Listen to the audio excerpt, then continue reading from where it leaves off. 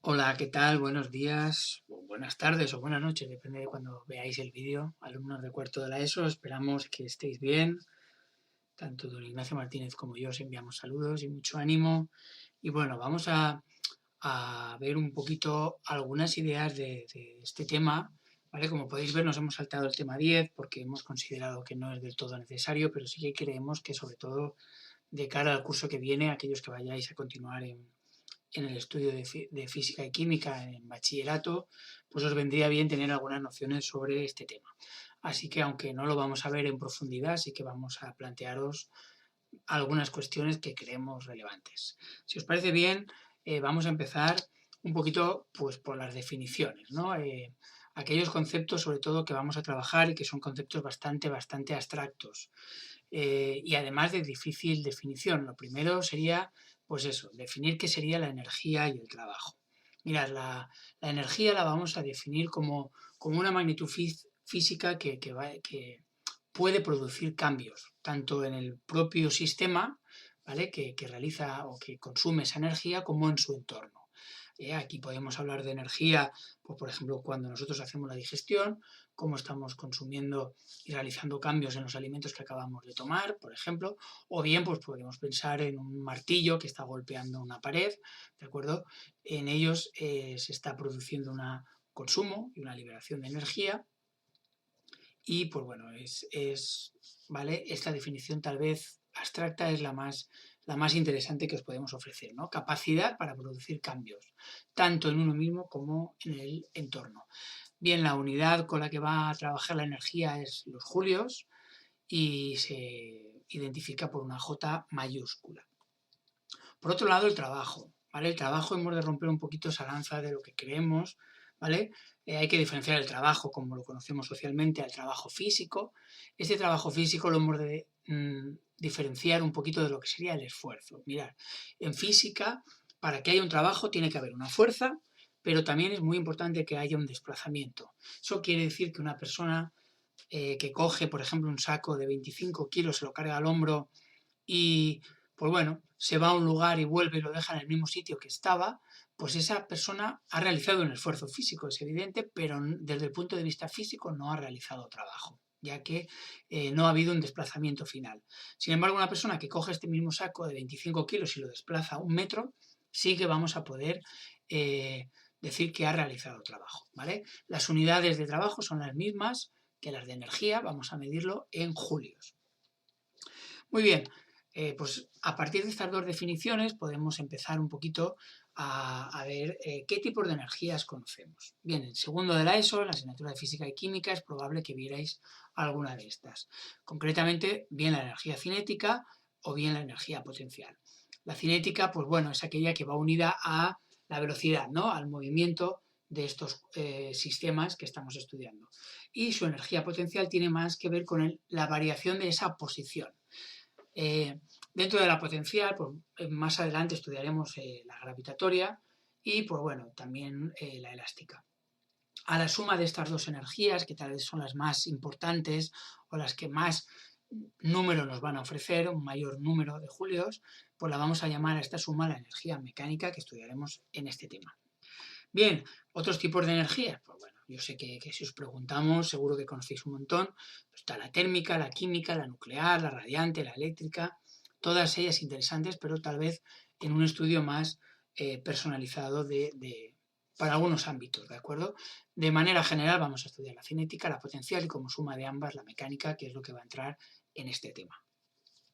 Muy bien, pues visto todo esto, podemos ya, por ejemplo, a partir de la definición de energía, vamos enseguida a dar lo que sería una definición del trabajo. ¿Vale? Aquí, como hemos visto, la energía, propiedad de los cuerpos o de los sistemas materiales que les permite producir cambios en ellos mismos o en otros cuerpos. Es una magnitud escalar, no es un vector, la energía no importa la dirección y el sentido, y se mide en el sistema internacional en julios, aunque vamos a ver que existen otras unidades para medirlas, ¿no? Y que yo creo que conocéis, por lo menos las calorías, ¿vale? Una caloría equivale a 4,18 julios, es la manera en la que pues, calculamos ese consumo energético o ese incremento energético cuando consumimos alimentos, por eso la mayoría de productos que compramos suelen llevar una tabla de calorías. y pues bueno, es muy interesante en estudios de dietética y demás. Otra de las unidades que podemos utilizar pues va a ser el kilovatio hora. Un kilovatio hora viene a equivaler a 3.600.000 julios, ¿vale? Y pues bueno, es muy útil a la hora de las facturas de la luz para saber ese consumo eléctrico, si hemos consumido mucho o poco, y dependiendo del precio de ese kilovatio hora, pues pagaremos más o menos. Muy bien, pues bueno, estos son como curiosidades que conviene saber, ¿no? También es un poco cómo transmitimos la energía, ¿vale? La energía tenemos dos maneras de transmitirla. Una que va a ser de forma mecánica, realizando un trabajo, pongamos el ejemplo de un motor, ¿vale? Ese motor realiza un trabajo, por lo tanto va a haber una transferencia energética, el motor va a transferir energía a las ruedas y por lo tanto ese coche va a producir seguramente un trabajo y de forma térmica, ¿de acuerdo? Intercambiando calor. Pues bueno, aquí pues bueno, cualquier calentar o enfriar cuerpos, pues enseguida vamos a ver cómo pues ahí lo que hay es una transferencia energética, ¿de acuerdo? Muy bien, ahí tenéis un poquito los ejemplos de lo que sería, pues, por ejemplo, ese motor, o bien lo que sería calentar o congelar, por ejemplo, un líquido, podría dar esa transferencia energética. Muy bien, esto nos serviría un poquito de forma introductoria. A partir de aquí vamos a estudiar, pues eso, ¿vale? ¿Qué es el trabajo? ¿Vale? Para que entendáis un poco esa diferencia entre lo que concebimos como trabajo y lo que es realmente, ¿vale? Os presentamos esta secuencia de 3 imágenes y os pedimos que si para nosotros el trabajo va a ser mover esta mochila por la mesa, ¿vale? ¿Qué diferencias va a haber entre la gráfica A, B y la C, ¿no? Bien, aquí os invito a reflexionar, ¿no? ¿Cómo va a afectar al trabajo, por ejemplo, cuánta fuerza hace esta chica, ¿no? O el ángulo con el que veis alfa, con el que está tirando en las gráficas B y C, ¿no? ¿Será el mismo trabajo desplazarla a 1 metro o 100? ¿Vale? Entonces, pues bueno, darle un poquito de vueltas y al final, pues yo creo que si habéis analizado con calma, no porque no os he dejado, pero bueno, si lo pensáis detenidamente, os habréis dado cuenta, ¿no? Pues eso, de que el trabajo va a depender de varias cosas. La primera, la intensidad de la fuerza, ¿no? No va a ser lo mismo empujar con 5 newtons que con 1000 newtons, ¿no? Eso es más que evidente. Y también va a ser interesante con qué dirección y con qué sentido. Imaginaros que esta chica hace la fuerza hacia arriba totalmente. Pues bueno, mi trabajo era desplazarla por la mesa, por lo tanto no me va a valer, por mucha fuerza que haga, levantará la mochila, pero es que mi trabajo era desplazarla por la mesa. Por lo tanto, la dirección y el sentido es importante. Y por supuesto el desplazamiento. ¿Cuánto lo desplaza? ¿Vale? No va a ser lo mismo desplazarla 1 metro que 10. Bien, si dedicáramos un tiempo a reflexionar todo esto, pues bueno, nos ayudaría a entender o a comprender que la fórmula con la que vamos a trabajar, ¿vale? O con la que vamos, nunca mejor dicho, a calcular el trabajo, es la que os ofrece este recuadro. Dice, el trabajo es una magnitud escalar. Aquí no va a ser importante la dirección y el sentido, ¿vale? Sí va a ser importante la dirección y el sentido de la fuerza, pero el trabajo como sí, no. ¿Vale? Mientras que, como bien nos dice, la fuerza y el desplazamiento sí que son magnitudes vectoriales. El trabajo se calcula mediante un producto escalar de vectores y se representa de la siguiente manera. Por lo tanto, el trabajo, que a partir de ahora es W, viene de la palabra inglesa work, va a ser fuerza por desplazamiento, ¿de acuerdo? Y ese desplazamiento, como hemos visto que el ángulo es importante, pues como veis lo podemos separar o lo podemos calcular a partir de incremento de x por coseno de alfa. ¿Vale? Ese coseno de alfa, a poco que veáis esa fuerza en x, es el cateto contiguo, por lo tanto, en el que a nosotros nos interesa que haya desplazamiento. Bien, si fuera en y, ocurriría lo mismo, pero cambiaría el incremento de y, el coseno de alfa se mantendría y calcularíamos. Pero para nosotros vamos a suponer, de momento, para simplificar conceptos, que el trabajo es en el desplazamiento en el eje x, ¿vale? Muy bien, como ya hemos dicho, W, work y unidades julios. Bien, a partir de aquí, ¿cómo se define un julio? Pues bueno, un julio se va a definir justamente como pone aquí, ¿no? Va a ser la energía, ¿de acuerdo?, que se realiza cuando a un cuerpo se le aplica una fuerza de 1 newton y esto va a provocar un desplazamiento de 1 metro en la dirección y sentido de la fuerza aplicada. Por lo tanto, un julio lo podemos sustituir por 1 newton por 1 metro, ¿vale? Por eso es F por incremento de X. F, 1 newton, incremento de X, 1 metro. Por lo tanto, la unidad de julio es 1 newton por metro. Muy bien. Ahora podríamos preguntarnos, ¿hay trabajo negativo? Pues sí, claro que va a haber trabajo negativo, ¿vale? Se debe al trabajo que van a realizar esas fuerzas que se oponen al desplazamiento, ¿vale? A las que, si recordáis, llamábamos fuerzas de rozamiento. A partir de aquí la fórmula es exactamente la misma, pero, ¿vale? A este trabajo de rozamiento será fuerza de rozamiento por desplazamiento y, fijaros, aquí el coseno ya va a ser de 180. ¿Por qué? Porque si os acordáis, la fuerza de rozamiento siempre va en sentido contrario al desplazamiento, siempre se opone. Por lo tanto, ese coseno de 180 que vale menos 1, lo que va a hacer es que nos quede negativo este trabajo de rozamiento. Por lo tanto, el trabajo de rozamiento será igual a menos fuerza de rozamiento por desplazamiento. ¿Vale? Entonces, pues bueno, en la lectura de los ejercicios hay que ver si hay trabajo de rozamiento, leer bien, calcular bien y sobre todo no olvidar todo lo que hemos trabajado en el tema de fuerzas, ¿vale? Que ahora en el ejemplo más adelante que os voy a presentar, pues vais a enseguida a ver, ¿vale? Muy bien. En cualquier desplazamiento que hagamos va a haber un gasto de energía dedicado a vencer el rozamiento, ¿vale? A no ser que los problemas se simplifiquen y digan, no hay rozamiento. Pues ya sabéis, en un coche, ¿vale? Las ruedas, como están en contacto con el suelo, pues ahí va a haber una fuerza de rozamiento y esa fuerza de rozamiento va a provocar un trabajo de rozamiento que va a hacer, ¿de acuerdo? Pues que pues, haya un consumo de energía negativo, ¿de acuerdo? Muy bien. Dicho eso, vamos a ver un par de problemitas de energías. El primero lo tenéis en el libro resuelto, pero conviene un poco que lo vayamos verbalizando para que lo entendáis y luego haremos el problema 3 que viene a complementar este problema resuelto. Muy bien, dice el cochecito de la figura tiene una masa de 750 gramos, por lo tanto 0,75 kilos. Tiramos de él con una fuerza de 5 newton y logramos que se desplace 80 centímetros, 0,8 metros. Recordad, hay que trabajar en sistema internacional. Sabiendo que el coeficiente de rozamiento entre el coche y la superficie es de 0,4. Mu vale 0,4. ¿Vale? Muy bien, lo primero que nos piden es que calculemos el trabajo que realiza la fuerza F, sin importarnos el rozamiento. Por lo tanto, esto es sencillo. Tenemos la fórmula, trabajo de la fuerza por desplazamiento, fuerza por incremento de X por coseno de alfa, ¿vale? Sustituimos los datos, sabiendo que aquí la fuerza va en la misma dirección y sentido que el desplazamiento, por lo tanto coseno de 0, y nada, llegamos a que el valor es de 4 julios. Algo muy sencillito. En el apartado B nos pide que calculemos el trabajo que realizan las fuerzas peso y normal. Yo creo que ya a poquito que penséis, como el movimiento que estamos valorando el trabajo es en el eje X, pues en el eje Y, evidentemente debemos de obtener, pues eso, un trabajo nulo. ¿De acuerdo? ¿Por qué? Pues fijaros, porque aquí el coseno es de 90.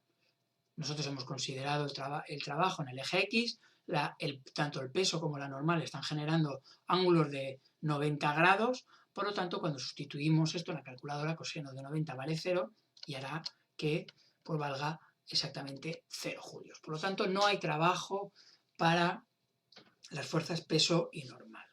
¿De acuerdo? Sí para la fuerza de rozamiento, ¿de acuerdo? Sí que va a haber para la fuerza de rozamiento, ¿vale?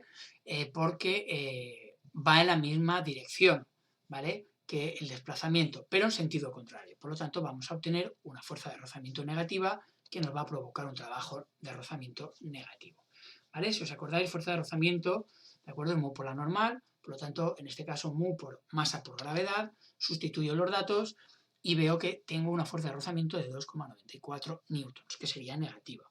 Por lo tanto, ahora la voy a llevar al trabajo de rozamiento, donde fuerza de rozamiento por desplazamiento por coseno de 180, que vale menos 1, como hemos visto anteriormente, nos daría un trabajo de rozamiento de 2,35 julios. Por lo tanto, aquí tenemos el trabajo, ¿vale?, que realizaría la fuerza de rozamiento. Un trabajo negativo, ¿vale?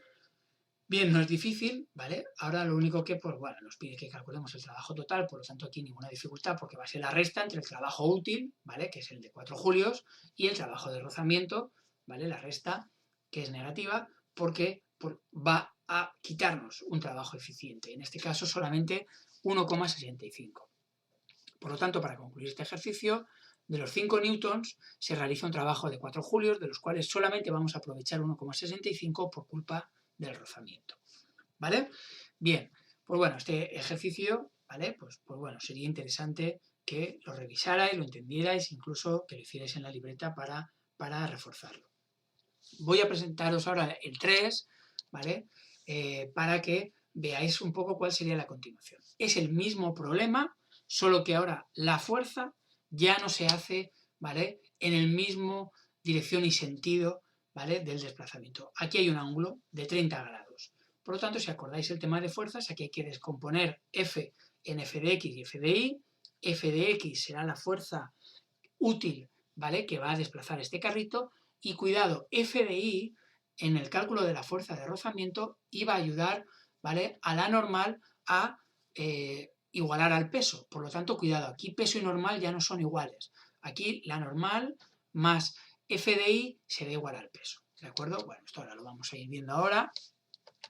Lo primero sería calcular esa F de X, ¿vale? Esa de F de X la vemos al poner F por coseno de 30, por lo tanto, fijaros de esos julios que hemos tenido en el problema anterior, de aquí solamente aprovechamos de esos 5, ¿vale? 3,46. Eso quiere decir que hay una parte de esta fuerza que se pierde en intentar elevar el carrito hacia arriba. Pero bueno, nuestra fuerza efectiva, ¿vale? De 5 julios, solo nos va a permitir calcular un trabajo de 3,46 julios. Eso quiere decir que hay fuerza que se nos ha perdido por ahí.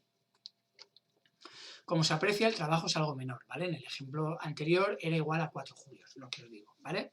Hemos perdido ahí unos 0,54 julios.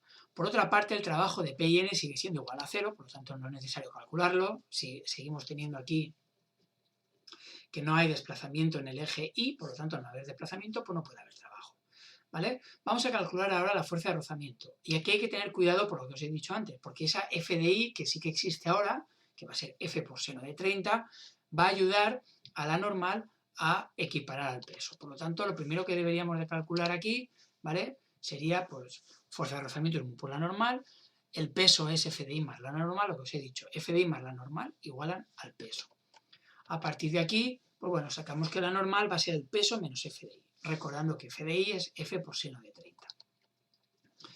Sustituimos ahí, por lo tanto llegaríamos a que la fuerza de rozamiento es mu por el peso menos la fuerza componente Y, ¿vale? Como conocemos todo, lo podemos calcular, ¿vale? El peso sería masa por gravedad, 0,75 por 9,8 y F de Y, como os he dicho antes, es fuerza por seno de 30. A partir de aquí calculamos que la fuerza de rozamiento en este ejercicio es de 1,94. Muy bien, pues ahora ya es seguir los mismos pasos que en el ejercicio anterior, ¿vale? Y de aquí sacamos el trabajo de rozamiento, fácil, menos 1,55 julios, ya lo tenemos, ¿vale? Y a partir de aquí nos queda la resta entre el trabajo útil y el trabajo de rozamiento, que nos va a dar el trabajo efectivo, ¿de acuerdo? Que es el trabajo que realmente se va a realizar. Aquí lo tenéis, ¿vale? Trabajo total es igual a 3,46 menos 1,55, que es igual a 1,91 julios. Muy bien, pues bueno, este sería el ejercicio, ¿vale? Un ejercicio muy completo del que ahora, pues bueno, en el blog os pediremos que hagáis algunos parecidos y pues os ayudaremos con las dudas con algún solucionario. Luego estudiaremos una segunda parte del tema, ¿vale? Y repetiremos un poco el procedimiento. Muy bien, esperamos que lo hayáis entendido, que haya quedado claro, ¿vale? Estamos muy contentos con vuestro trabajo, esperamos que sigáis así hasta final de curso, para que os podamos ahí redondear la nota como nos gustaría. Y pues nada, mucho ánimo, cualquier duda que tengáis nos la enviáis al correo, tanto a don Ignacio como a mí. Y a currar fuerte, ¿vale? Venga, chicos de cuarto, chicas, un abrazo, un besote y estamos en contacto con vosotros. Cuidaros mucho.